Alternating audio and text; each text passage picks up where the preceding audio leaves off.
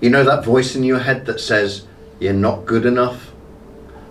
You're going to mess this up? Who do you think you are? Yep, that's the inner critic. And we've all got one. Sometimes it whispers, sometimes it shouts, but however it shows up, one thing's for certain, it's not helping. The inner critic doesn't build you up. It chips away at your confidence, second guesses your decisions, and keeps you playing small. But here's the good news. You can learn to quiet it and eventually stop it from running the show altogether. Let's talk about how. First, recognize it's just a voice, not a truth. That inner critic is not you. It's just a part of your mind trying to keep you safe. It thinks it's protecting you from failure, embarrassment and rejection.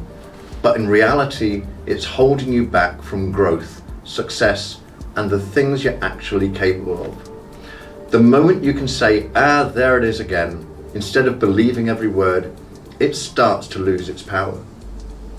Second, give it a name. Sounds a bit daft, I know, but naming that voice helps you separate it from your actual self. Call it the doubter, the judge, or something silly like Nigel the naysayer. Then when it pipes up, you can say, cheers Nigel, but I've got this.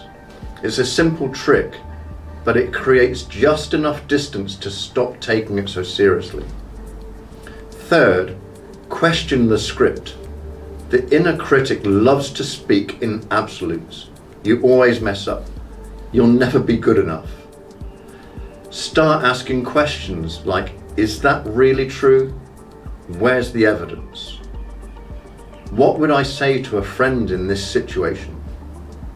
9 times out of 10, you'll realize the critic's got no leg to stand on. It's just fear dressed up as logic. Fourth, turn down the volume with self-compassion. You won't beat your inner critic by yelling back at it. You beat it by being kind to yourself. That means treating yourself like you treat someone you care about, with patience, support, and encouragement. Instead of I messed up, what an idiot, try I made a mistake, but I can learn from this.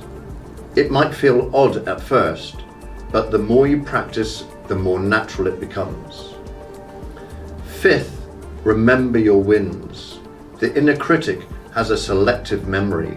It forgets all the times you did succeed. So start keeping a little log of your wins, big and small. Finished a tough project? Write it down. Handled a tricky conversation well? Add it to the list. Got through a rough week? That counts too. And when that voice pipes up again, you've got the receipts. Sixth, take action anyway.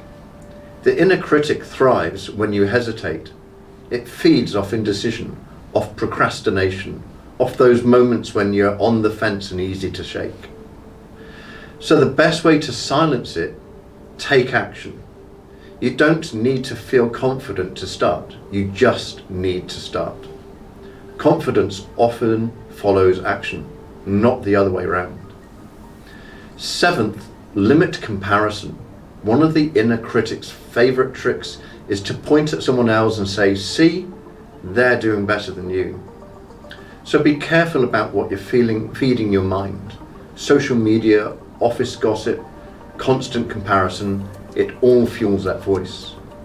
Focus on your lane, your progress, your journey. Because the only person you need to outdo is the version of you from yesterday. And finally, build a new inner voice. Silencing your inner critic doesn't mean living in a vacuum. You just need to replace that voice with one that actually serves you. One that says, you're doing better than you think. You've got through worse. You're allowed to grow and stumble and still be proud of yourself. That voice exists. You've just got to give it the mic more often. So to wrap it up, your inner critic is not the truth. It's just fear talking. Name it, Question it and challenge its logic. Practice self-compassion over self-judgment. Keep track of your wins and progress. Take action before the critic talks you out of it.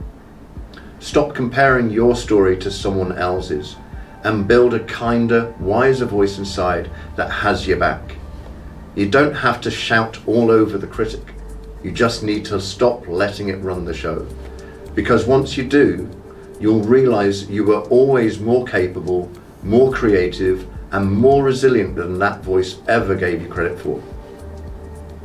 Thanks for watching. If you found this helpful, give it a like, and don't forget to subscribe for more content like this.